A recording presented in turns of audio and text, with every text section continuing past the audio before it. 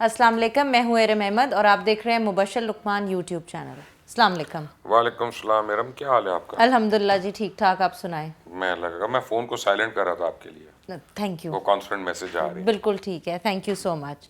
अच्छा, मैं आपसे साथ ही स्टार्ट करने लगी हूँ एक वो करें। क्वेश्चन, ठीक है जी। मुझे लग रहा है कि जहांगीर तरीन को इस वक्त क्लीन चिट मिलने वाली है, क्योंकि राजा रियाज ने दावा किया कि अली जफ़र रिपोर्ट में जहांगीर तरीन को बेगुनाह करार दे दिया गया है। तो अब आपको क्या लगता है, ये चीनी स्कैंडल, ये सारा कुछ है, एवरीथिंग ख़त्म हो जाएगा? देखिए, पहले तो मैंने आपको कल ही बताया था कि उस रिपोर्ट में क्या है, जी। वो तो क्लियर था। राजा रियाज ने अब कह दिया था, वो एक सीनियर मिनिस्टर भी रह चुके हैं और वो बड़े सीनियर पार्लियामेंटेरियन हैं, तो और ख़ुद पीटीआई के अपने बंदे हैं, तो उनकी बात को सीरियसली लेंगे आप। दूसरी बात यह है कि कौन सी चीज़ ऐसी है जिसके ऊपर हाथ डाला है और कोई असर हुआ है? कोई भी नहीं। गंदम स्कैंडल, दवाइयों का स्कैंडल, क्लोरोक्विन का स्कैंडल, मास्क का स्कैंडल, चीनी का स्कैंडल 2 बारी या 3 बारी हुआ। उस बाद आटे का दोबारा, अब फिर होने वाले आटे का, चले मैं आपको पहले बता रहा हूँ, महीना अच्छा पहले बता दिया आपको अच्छा। मैंने कि आटे का बुरान आने वाला है। मुर्गी का, बिल्कुल। ठीक है ना, कौन सा करप्शन का केस इस मुल्क में डिसाइड हुआ है, या किस माफिया, ऑटोमोबाइल माफिया ले लें आप, स्पेयर पार्ट्स की माफिया ले लें, फार्मा इंडस्ट्री को ले लें, एक माफिया बताएं जिसके ऊपर हुकूमत ने हाथ डाला हो? हाथ वो डालते हैं, वो गुनाहगार किसी को साबित नहीं नहीं, कर सके, कोई प्रूफ नहीं हाथ नहीं होता। डालते। मुझे ये लगता है कि हुकूमत के अंदर ऐसे लोग मौजूद हैं, अभी मैं क्या सराही कर रहा हूँ, जी। कि जो हीट करते हैं डिबेट को और फिर आगे अपने दुकानें खोल लेते हैं ठीक है। कि अच्छा अब हम इसको ख़त्म कराते हैं, क्या दे रहे हो, हमारी सेवा क्या कर रहे हो। मुझे तो ये लग रहा है, वरना और कोई रीज़न नहीं समझ आता। अच्छा ठीक है। अभी एक साहब बैठे हुए थे पहले, और मैं उनको यही कहता हूँ कि जब रियासत अगर फैसला कर लेना कि मैंने ये काम करनी है, तो अफराद की ताकत नहीं होती रियासत के सामने खड़े होने की। बिल्कुल ठीक है। That is a fallacy. बिल्कुल और ठीक वो है। कमज़ोर से कमज़ोर रियासत भी क्यों ना हो, वो फिर माफियाज नहीं खड़े हो सकते। बिल्कुल लोगों ने सिसिलियन माफिया को उड़ा के फेंक दिया इटली के अंदर से, बिल्कुल। सिसिली के अंदर से ही, जी। ठीक है ना, तो नहीं चलती। ठीक है, सही। एक बैटल बहुत लंबी थी, बड़े देर के बाद, लेकिन हुआ। यहाँ पे तो वो एफर्ट ही नहीं है। अच्छा, अब तरीन ग्रुप के बाद पीटीआई के अंदर एक और ग्रुप भी हरकत के अंदर आ गया है। गुज़श्ता रात मलिक गंजनफर अब्बास की जानिब वो से एक चीना डिनर। जी क्या घर, चीना, वही ना, मुझे वो नाम मुश्किल लग रहा था। चीना जी तो खुदकुशी कर लेंगे इस बात के बाद, आपके नहीं। तो अब उन्होंने डिनर दिया हुआ था, 15 से ज़ायद एमपीएस वहाँ पर आए, और इनमें इस वक्त डिस्कशन ये हुई है कि बजट से पहले उस्मान बुज़दार के सामने अपने कंसर्न्स उन्होंने रखे हैं। कंसर्न्स क्या है, ये अब आप मुझे बताएंगे मैं बता देता कंसर्न्स हूँ। क्या है। बजट से पहले उस्मान बुजदार क्या दे सकते हैं? पास कराने के पैसे, अच्छा। मुराद, ग्रांट्स। अच्छा। बेसिकली उस्मान बुजदार का कहना है हमें 10-10 करोड़ रुपया और दो, वो ओके। हल्कों के नाम पे आए। जब आप इस तरह की ब्लैकमेलिंग होती है ना, वो सिर्फ एक पर्सनल मोटिव के लिए होती है। अच्छा। ये हुकूमत में बेहतरी के लिए नहीं है, ये नहीं, अपने ज़ातियात के लिए है वो तो समझ आ रही है। बस, और कोई इसका इशू नहीं है, और वो उनको मिल जाएंगे। ये भी मैं आपको पहले बता रहा हूँ। चीफ मिनिस्टर को क्या चाहिए कि अगर लोग उसके हाथों से पैसे खा के उसकी हिमायत करते रहे, वो ठीक हो उससे गया। ज़्यादा खुश कौन होगा, जिसको, जो अभी तक किसी को एक्सेप्टेबल नहीं। 45 वो बंदे, 15 ये बंदे, तो हाँ। ऑटोमेटिकली 60 बंदे तो डायरेक्ट आपके हाथ से खा के हाथ से। एक्सेप्टेबल हो गए ना आप। बिल्कुल बिल्कुल। तो लेजिट हो रहा है। पीटीआई के अंदर मतलब उतना ही गंद हो रहा है जितना हमेशा से नहीं, होता अब है। जो असल गंद है जो नजर नहीं आ रहा, वो केपीके में हो रहा है। ये मैं आपको पहले बता रहा हूँ अच्छा। कि जो असल ग्रुप पीटीआई में एक और बन रहा है, वो केपीके के अंदर बन रहा है, और किसी ने इसके ऊपर तबसरा नहीं किया, तजिया नहीं किया। मैं आपको बता रहा हूँ कि परवेज खटक का सगा भाई लियाकत खटक जो है, वो पीटीआई को तोड़ने लगा। उसने 22 से 24 अफराद को अलग कर लिया हुआ है। शाह फरमान उनको मिल चुका है 2 बारी। इमरान खान ने लियाकत खटक से फ़ोन पे बात की है, अच्छा। और उसको कहा कि मैं तुम्हें वज़ीर बनाऊंगा, लेकिन कहा था ईद के बाद बनाऊंगा। उसके ऊपर परवेज़ खटक ने रिएक्ट कर दिया कि अगर इसको बनाया वज़ीर तो मैं छोड़ दूंगा ओके। पार्टी, और मेरा ग्रुप छोड़ देगा। वो दोनों भाइयों में जायदाद की लड़ाइयाँ हो रही हैं, नौशहरा बाई इलेक्शंस की वजह से लड़ाइयाँ हो रही हैं। ठीक है। तो अब इमरान खान को प्रॉब्लम है, परवेज़ खटक को टेक ऑन करे कि लियाकत खटक को टेक ऑन करे। तो there is a serious issue brewing up in KPK, very serious, और जिसमें ज़ाती एनमिटीज़ आ रही हैं। अगर सियासी होता है ना, भाई आप मुझे कह रही मुझे 10 करोड़ दे दो, मैं कहता नहीं 15 करोड़ लो, चुप हो जाओ चलो। लेकिन अगर आप कह रही कि मुझे मुबश्शिर लुकमान काबिल बर्दाश्त ही नहीं है, हाँ इसके होते हुए मैंने इस कमरे में नहीं रहना, या ये रहेगा या मैं रहूंगा, तो भाई अब फिर बड़ा मुश्किल है। मालिक मकान वो किसको चूज करेगा? ये तो फिर बहुत प्रॉब्लमेटिक अब सिचुएशन उसने आगे आ देखना है रही कि है। मुझे किराया कौन दे रहा है। तो इमरान खान ने ये वैल्यूएट करना है किसके रखने का ज्यादा फायदा है या कम नुकसान लेकिन है। आपके मुताबिक ये ज्यादा देर गेम चलनी ही नहीं है नहीं, मेरे ख्याल में ये बजट के बाद बजट बहुत के ज्यादा बाद हीट के। अप हो जाना। हाँ ये तो आपने यही कहा है और हम ये देखते हैं। अच्छा, अब कल इस बारे में हमने बात की थी कि शहबाज शरीफ और उनके जो हम ख्याल लोग हैं पार्टी के अंदर, वो कोई एक बात कहते हैं, मरीम नवाज़ और शाहिद खाकान अब्बासी कोई और बात कहते हैं। तो ये क्या वही एक्ट है गुड कॉप बैड कॉप का कि देखिए, ड्रामा क्वीन का इसमें कोई रोल नहीं है। नहीं, दो वो बेचारी नैरेटिव्स। अपनी तबीयत से मजबूर है, अच्छा उन्होंने करनी है वो। क्या कहते हैं कि शाहिद खाकान को मैं सीरियस लेता हूँ। ठीक है। Shahid Khaqan has eyes and ears of Nawaz Sharif, और वो एक सीरियस आदमी है। और शाहिद खाकान को मैं ज़ाती तौर पे मिला हूँ कई दफ़ा, यानी 2 से ज़्यादा दफ़ा इस दफ्तर में, यहाँ पे भी अच्छा हमारे पास ठीक आ है चुकी है। शाहिद खाकान साहब हवा में बातें नहीं करते, ठीक और है। वो खाली धमकियाँ नहीं देते किसी को। तो जब वो ये कह रहे हैं तो ये एक नैरेटिव होगा। इट इज़ पॉसिबल कि गुड कॉप बैड कॉप हो रहा है, और उसमें अगर शहबाज शरीफ प्रिवेल करते हैं, जो कि उन्होंने करना है, तो शहबाज शरीफ की पार्टी में पोजीशन मुस्तहकम कराने के लिए हाँ भी ये हो सकता है। बिल्कुल लेकिन इस वक्त मेरा ख्याल है इट इज़ टू अर्ली, और ये नेचुरल भी हो सकता है। ठीक है। यानी इट इज़ पॉसिबल कि वो जायज़ इख्तलाफात हों। देखें, शाहिद खाकान अब्बासी नून लीग के उस स्कूल ऑफ थॉट से ताल्लुक़ रखते हैं कि पीपल्स पार्टी ने हमें मुतअद्दिद बार धोखा दिया, हम उनको ऑन बोर्ड ना लेके ना आए। लें। ये सिर्फ खाकान अब्बासी साहब का पॉइंट ऑफ व्यू नहीं है, ये जी नून लीग में बहुत लोगों का पॉइंट ऑफ व्यू है। ठीक है। अच्छा, बल्कि उनके सपोर्टर्स में भी है ये। ठीक है।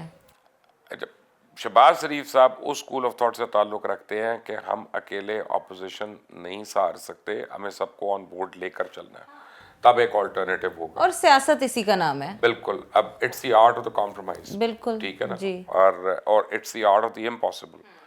तो ये डिफरेंसेस एलिमेंट्री लेवल पे हैं, लेकिन जब एक असूली फैसला हो जाएगा तो आपको ये प्रॉब्लम्स नहीं नजर आएंगे। हाँ, जब वो रोल मेरा ख्याल है टेकअप कर बट मेरा लेंगे। ख्याल है शहबाज शरीफ इज हेयर टू स्टे।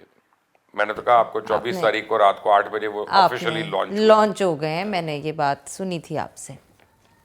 अच्छा जी, जस्टिस काजी फाइज ईसा केस में नजर सानी की दरख्वास्त दायर कर दी गई है, तो आपको लगता है इस दफ़ा हुकूमत को रिलीफ देगी? मुझे लगता है को मिलेगी। अगर काजी फाइज ईसा साहब चीफ जस्टिस बन रहे हो, कहीं हुकूमत जो है ना वो ये अपील ना करते कि मार्शल लॉ लगा दो किसी तरह इसको ना बनने दो। लेकिन बहरहाल देखें, आई थिंक ये एक अच्छी बात नहीं है जो प्रेसिडेंट ने किया। उसकी वजह यह है कि सुप्रीम कोर्ट के एक जस्टिस हैं जो आगे उन्होंने चल के चीफ जस्टिस भी बन सकते हैं, और एक तरफ हुकूमत पाकिस्तान है। इन दोनों के दरमियान जितनी ये लड़ाई कम होगी ना, जी वो पाकिस्तान और इदारों के लिए अच्छा है। अफराद डू नॉट मैटर। वन, अब काजी फाइज ईसा साहब जो है, अगर उनसे किसी को ये डर लगता है कि उन्होंने एक स्टैंड ले लिया है तो यार ये हमारे खिलाफ ही फैसले करेंगे, तो ये आप अपने पूरे जुडिशल निज़ाम की तौहीन कर रहे हैं। ये बात करके आप कह रहे हैं हमारे जजेस जो हैं बायस्ड हो सकते हैं। ये सिर्फ फाइज ईसा साहब नहीं, ये बाकी जजेस के ऊपर भी आप एक तोहमत लगा रहे हैं। और अगर काजी फाइज ईसा साहब ये समझते हैं कि हुकूमत ने इस एपिसोड को पीछे रोल बैक नहीं किया और मुझे अपना डिफेंस करना है, तो वो भी इतनी अच्छी बात नहीं है। दोनों सूरतों में तसादुम जो है वो इस मुल्क और कौम के वक्त यानी के लिए अच्छा नहीं होगा। मेरा ये ख्याल है कि लेट बाईगॉन्स बी बाईगॉन्स, और आगे निकले। हैंसफोर्थ आप ब्रिज करते हैं और आप फिर आगे चलते हैं। इसमें जो है ना अपनी सोच को बदलना पड़ेगा, दोनों साइड्स को, बल्कि तीसरी साइड को भी अगर कोई फ्यूल कर रहा है। एक आपको मैं ऑल्टरनेटिव बता देता हूँ जो अभी तक प्रेसिडेंट को उनके अटॉर्नी जनरल ने नहीं बताया। There is no legal binding in the constitution के senior most will be the chief justice. अच्छा, there is no legal binding like that. ठीक है। ये इफ्तिखार चौधरी की एक रूलिंग है। ओके। उसके बाद उन्होंने कहा कि सीनियर मोस्ट बिकम्स द जज, और उसने सारे जो है वो अपनी बारी वो पे आते आगे रहे से आते जा रहे हैं। But president can appoint anyone. ये प्रेसिडेंट की डिस्क्रेशन है। अच्छा। सो ये अभी प्रेसिडेंट आरिफ अलवी को किसी ने समझाया नहीं है कि आप इस तरह के फटे ना करें, आपने जब नॉमिनेट करना होगा आप कर देना, आपके पास एक कॉन्स्टिट्यूशनल कवर है उसका।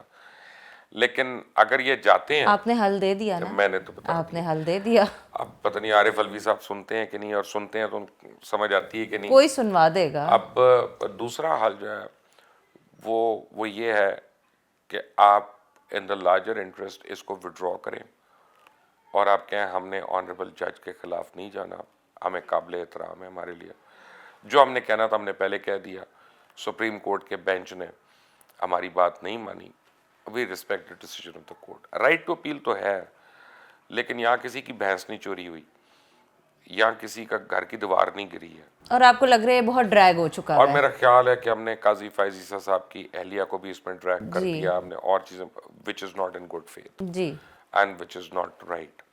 ठीक है।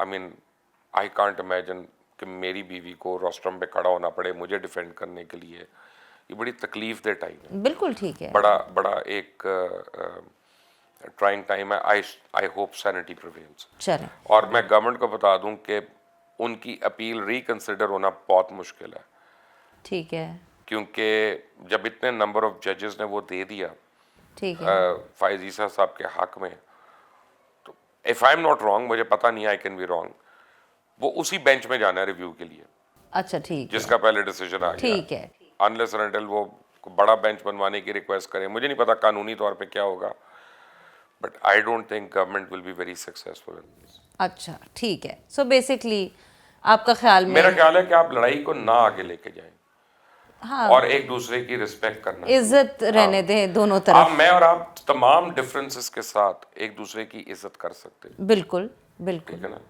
सिविल तरीके से एक चीज को हैंडल किया जा दैट इज सकता है। द एजुकेटेड वे। ठीक हो गया। अच्छा जी, सेनेट के अंदर कल बात हुई, इजराइल के जो मजालिम हैं उन सब के ऊपर बात हो रही थी, तो रज़ा रबानी ने ये कहा कि इजराइल का कब्ज़ा सिर्फ गाज़ा पे नहीं है, तमाम मुस्लिम ममालिक पर भी है एक तरीके से। तो उन्होंने बेसिकली सारे ही मुस्लिम ममालिक को उनका पेट नंगा किया और कहा कि ये, और जो कि मेरे ख्याल में आई जबकि वो सारे अपनी कमर तो पहले दिखा चुके हैं। तो अब उन्होंने कोई गलत बात नहीं की रज़ा रबानी ने, हाँ जी, बिल्कुल सही बात की है। और मेरा ख्याल है ये रियलिटी चेक होना चाहिए, जी, सबको होना चाहिए, सबको अपने अपने अपने हुक्मरानों की औकात पता होनी चाहिए। देखें, आप एक प्रिंसिपल बात समझें, जी, मेजॉरिटी मुस्लिम ममालिक में, ख़ासतौर अरब ममालिक में किस टाइप की हुकूमत है? बादशाहत है। बादशाहत बज़ाते खुद गैर इस्लामी है। जी, इस्लाम में तो शूरा बनती है, वो इलेक्ट करती है, खुलफाए राशिदीन हमारे ऐसे आए। बाकी हजूर सल्लल्लाहु अलैहि वसल्लम के ज़माने में जैसे वो क्या था, रियासत मदीना चल रही थी, तो बड़ी आइडियल एग्जांपल है वो लोकल बॉडीज़ की, जिस तरह से लोग अपने इलाके के चुन रहे थे और आगे लेके जा रहे थे। तो बादशाहत का तो कोई कॉन्सेप्ट नहीं। हजूर सल्लल्लाहु अलैहि वसल्लम की बेटी जो हैं वो बीबी फातिमा, वो हम सब की सरदार हैं, वो जन्नत में भी सरदार होंगी, ख़वातीन की सब कुछ होगा।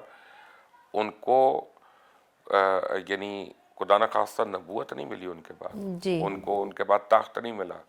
ये हाँ, वो इस्लाम में नहीं है ये। जी, जनरेशन वाइज जो किंगशिप चलती वो है नहीं वो है। नहीं है, बिल्कुल नहीं ठीक है, ट्रू डेमोक्रेसी है। आप देखें, अंबिया कराम आर चोजन वंस, जब तक अल्लाह उनकी औलाद को ना बनाए नबी, जी, जो अल्लाह ताला चूज करेगा, मैं और आप नहीं चूज कर सकते। बिल्कुल, या वो खुद नहीं चूज कर नहीं, वो सकते नहीं कि कर अब मैं सकते। अपनी वो नहीं औलाद कर को ये सकते। वो दे नहीं कर सकता, सकते। नहीं कर सकते। अल्लाह के हुक्म से होते हैं अंबिया, बिल्कुल ठीक। ठीक है ना, किसी इंसान के हुक्म से। लेकिन बादशाहत चल रही है मुस्लिम ममालिक पे। तो आप अगर आज सारे एक हो जाएं तो इनके अपने करतूत एक्सपोज हो जाएंगे, बिल्कुल ठीक है। तो फिर ये कहाँ से रहेंगे? हाँ, तो बस ठीक है, तो इसी वजह से तो रज़ा रब्बानी ने सही कहा ना। बिल्कुल सही कहा, मैं भी एग्री करती हूँ इस बात से कि इसराइल का कब्जा क्या बेसिकली बात। मैं आपको एक और बात बताता हूँ, इसराइल का कब्जा नहीं है, हमारी गुलामाना सोच का कब्जा।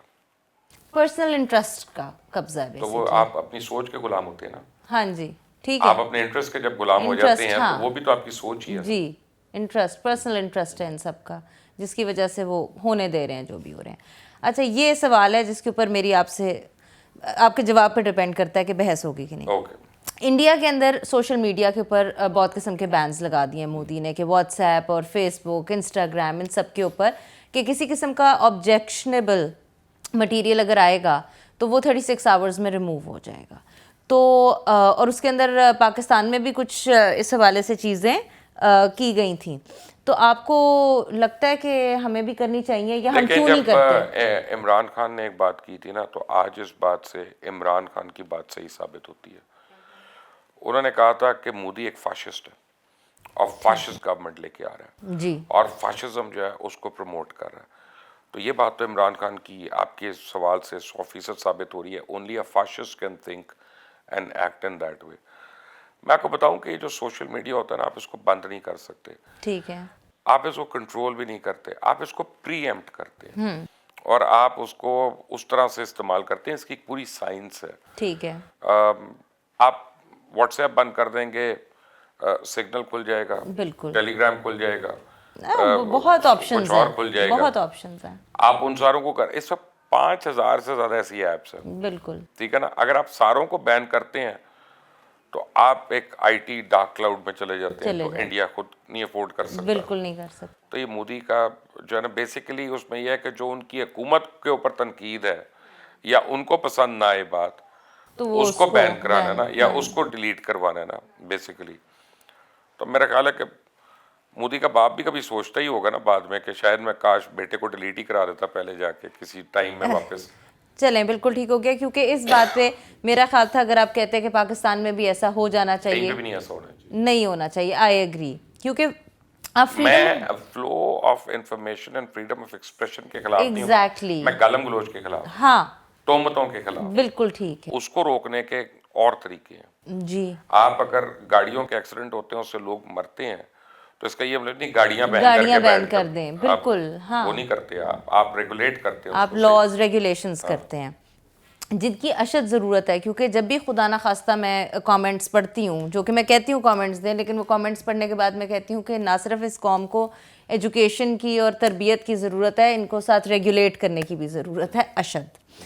अच्छा, ऐसे डंडा पीर मुस्टंडियां था। जी, मैं बिल्कुल मानती हूँ इस बात पे। अब कमेंट्स पढ़ने के बाद और भी ज़्यादा मानती हूँ कि किस कदर, एनीवेज।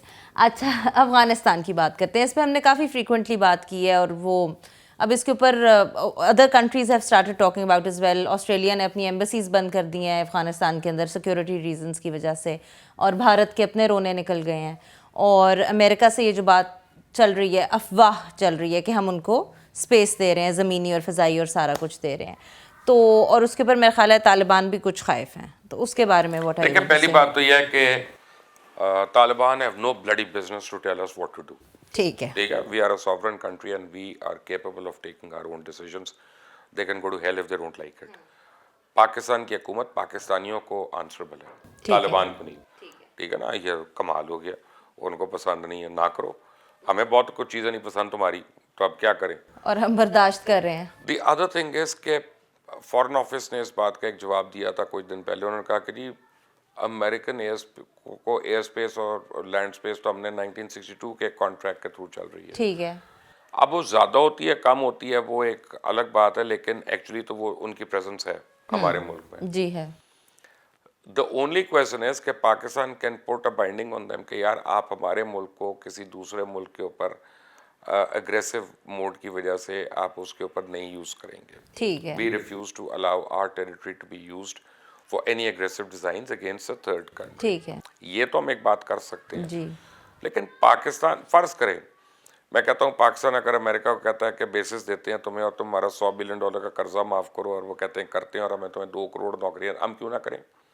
हुआ तालिबान टू टेल अस। ठीक है, पाकिस्तान की अवाम अगर ये फैसला करती है कि ये पाकिस्तान के लिए बेहतर है, और पाकिस्तान के हुक्मरान जो भी हैं हुक्मरान, जी, वो अगर ये फैसला करते हैं तो हम उस पर बहस कर सकते हैं। ठीक है, आज तालिबान को नहीं पसंद, कल को मोदी को नहीं पसंद होगा, परसों वो बर्मा के किंग को नहीं पसंद। I don't give a dam, उनको ठीक है, पसंद, व्हाट डू दे थिंक। हाँ, उन्होंने कौन सा हम पे हमले करने छोड़ दिए। अगर अब हम देते तो तालिबान और तरीके तालिबान एंड अफगानिस्तान से पाकिस्तान के तो कितनी बार दहशतगर्दी हुई है। बिल्कुल ठीक दे है, should be responsible for that. हमारे जो वांटेड टेररिस्ट थे, तालिबान ने उनको अफगान पासपोर्ट्स देके यूरोप में बैठाया वहाँ हुआ, पे किसी को स्विट्जरलैंड में, किसी को कहीं पे। तो पहले तो उनको पकड़ के लाएं और उनको हमारे हैंड ओवर करें, फिर हमसे कोई डिमांड करें। Pakistan, they owe their existence to Pakistan. ठीक, ठीक है ना, they better not turn their eyes to us, क्योंकि ये दूसरी फौजें नहीं है, ये पाकिस्तानी फौज है, ये बहुत कुटेगी उनको, ये मैं बता रहा हूँ। ठीक है, बिल्कुल ठीक है, आई एग्री। आखिरी सवाल मेरा आपसे है, हमारा बजट कैसा आने वाला है? बजट हमें, मेरे ख्याल है हुकूमत को भी नहीं पता कि अच्छा। कैसा आने वाला है। देखिए हमारे बजट में कमजोरी क्या है। एक तो हमारा बजट डिबेट ही नहीं होता, वो 8 दिन 10 दिन 12 दिन जो भी है ना, सरसरी ऑपोजिशन वालों ने कहना है कि गरीब फ्रेंडली नहीं है, हुकूमत ने कहना है गरीब फ्रेंडली है, यानी ये बजट की स्पीचेस है हमारी। ठीक है। बजट का एक चेक एंड बैलेंस होता है। हमारी पार्लियामेंट में आज तक तारीख में मैंने वो नहीं देखा होते हुए, ना नेशनल असेंबली में ना प्रोविंशियल असेंबलीज में। मज़ा तो है कि बजट से पहले प्री डिबेट पे पिछले साल का जो बजट है उसको खोल लें ठीक। और हुकूमत के वज़रा को लेके आए, उनको बताएं अच्छा जी तुमने इस पे कहा था एजुकेशन पे हमने 3% खर्च करना है या फलां पे इतना करना है, वो ज़रा दिखाओ कहाँ पे हुआ है, ज़रा उसकी स्पेंडिंग दिखाओ। ठीक है। कि जो तुम यहाँ पे आके तुमने क्लेम कर दिया कि ये हम अगले साल कर रहे हैं, इतना अच्छा बजट है, इतना ये है वो, व्हाट हैज़ हैपेंड। वो कहेंगे कोविड है, वो जो मर्जी है, जो तुमने नहीं किया ना वो बताओ, ताकि बजट का एक हेल्दी एवेल्युएशन तो हो ना। वो तो कभी भी हमारे नहीं यहाँ तो होगी। बजट इवेल्युएट ही नहीं होता, तो अब हाँ। जो मर्जी आप फिगर्स दे दें, अगर वो इम्प्लीमेंट नहीं होने फिगर्स जी। तो who cares. But everything will be expensive ना, दैट्स वो नॉट तो द नहीं पॉइंट। इम्प्लीमेंट होने। मैं कहता बट हूँ फर्ज करें आप अभी एक वो स्टूपिड किस्म का रूल बनाया है, स्टूपिड इसलिए मैं कह रहा हूँ, अभी आप शुरू होने से पहले शोएब ने बताया केपीके में जी मिनिमम वेज 21,000 है, जी जी। अभी मिनिमम वेज 15,000 है ना। मैं चैलेंज करता हूँ गवर्नमेंट को कि मैं कम से कम 1 लाख आदमी दिखा देता हूँ जो 15,000 से कम तनख्वाह ले रहा है। बिल्कुल तो इम्प्लीमेंट नहीं हो रहा तो फायदा नहीं क्या हो है? रहा, बिल्कुल नहीं हो रहा। अच्छा अब ये 21,000 हो गया, मैं आपको चैलेंज करता हूँ, आप जिन अखबार में काम करती हैं ना उधर भी जाके देख लीजिएगा, तमाम अखबारात में देखिएगा, जी आपको 60% लोग मिलेंगे जिनको इससे कम पैसे मिल रहे हैं बिल्कुल। और जो पिछले 10-10 साल से काम कर रहे हैं। बिल्कुल सही ठीक बात। है, एनुअल इंक्रीमेंट भी नहीं हो रहा, उनको ही कहा जाता है तुम्हारा तो कॉन्ट्रैक्ट है। बिल्कुल ठीक जी। है ना, वही तो मीडिया भी नहीं इंप्लीमेंट कर सकते, ये बाकी मुल्क में कहाँ इंप्लीमेंट करेंगे। तो ऐसे बजट और ऐसे फिगर्स देना और सिर्फ ट्वीटें करना और प्रेस कॉन्फ्रेंस करना, इसका कोई फायदा नहीं है। ये ठीक। जाहिलों की निशानी है ठीक, कि ये फेसबुक पे अपनी हुकूमत चला रहे हैं। सही हो गया। वो तो खैर हमें पता ही है कि जो बजट आना है वो इम्प्लीमेंटेशन नहीं होनी। मैं कहता हूँ ऊंच नीच हो कोई बात नहीं, लेकिन the government that gives a budget should be answerable for that budget the following year. I agree. वो जो चेक एंड बैलेंस है ना, दैट इज ट्रू डेमोक्रेसी, और वो डिटरमिन करती है कि if the national resources are going in the right direction और नॉट। बिल्कुल आई एग्री, बिकॉज मेरे जैसे मिडिल क्लास लोग टैक्स पे करते हैं and we want to know कि where does our money go. So I agree with you. और बहुत सारे लोग जो हैं वो टैक्स नहीं पे करते। आप उन लोगों में से तो नहीं हैं। अल्लाह का बड़ा करम है, मुझे कुछ छोड़ता अगर मैं टैक्स ना पे कर रहा होता, जितने मेरे प्यार करने वाले लोग मौजूद हैं। ये भी सच है। लेकिन इस मुल्क में एक बड़ा अलमिया, जी और ये शौकत तरीन को मैं आज इस्लामाबाद जा रहा हूँ, कल मैं उनको मिलूंगा होपफुली अगर टाइम हुआ उनके पास, तो उनको मैंने एक बात कहनी है कि एक बात का ख्याल करें बजट में। मैं तो फिस्कल तौर पे इतना पढ़ा लिखा आदमी नहीं हूँ, ठीक है। मुझे सिर्फ ये बताएं कि इस मुल्क में जो टैक्स चोरी करता है उसका क्या नुकसान है और जो टैक्स देता है उसको क्या फ़ायदा है। बिल्कुल, ये जब वो बताएंगे तो आपने मुझे भी वो तो मैं बताना है। सबको बताऊंगा, प्लीज अगर बताइएगा उनका जी। कोई नहीं है। ये मैं भी यही एक्सपीरियंस कर रही हूँ। हमारा इनकम टैक्स भी फेक है। नवाज शरीफ के टाइम पे एक रूल आया, पता नहीं कि जी आप टोटल टर्नओवर का 1.5% आपका इनकम टैक्स होगा, यानी अगर आपने लेट से, मैं एक एग्जांपल दे रहा हूँ कि 1 करोड़ पे आपने एक्सपोर्ट की तो 1.5 लाख रुपए आपका टैक्स हो गया। ठीक। बट इनकम टैक्स का मतलब है इनकम के ऊपर टैक्स, जी। नॉट लॉस के लॉस, ऊपर। हाँ। वो अगर आपने 80 करोड़ का टर्नओवर किया लेकिन उसमें 20 लाख का लॉस है, तो आप उस पर 1.5% के हवाले से इनकम टैक्स कैसे देंगी? लेकिन FBR लेता है, तो आप एक्चुअली मजीद लॉसेस क्रिएट कर, विच इज़ इलीगल, अनकॉन्स्टिट्यूशनल, और ये फंडामेंटल राइट्स को नेगेट करता है। तो ये भी तो देखने वाली बातें हैं ना कि आप लगाते कैसे हैं। आई टोटली एग्री जी, आई टोटली एग्री। और thank you so much You're welcome. For all the knowledge that you've given us as usual. Thank you for watching. Please keep watching, subscribe करें, बेल आइकॉन को ring करें और comment section में अच्छे comments करें। अल्लाह हाफ़िज़।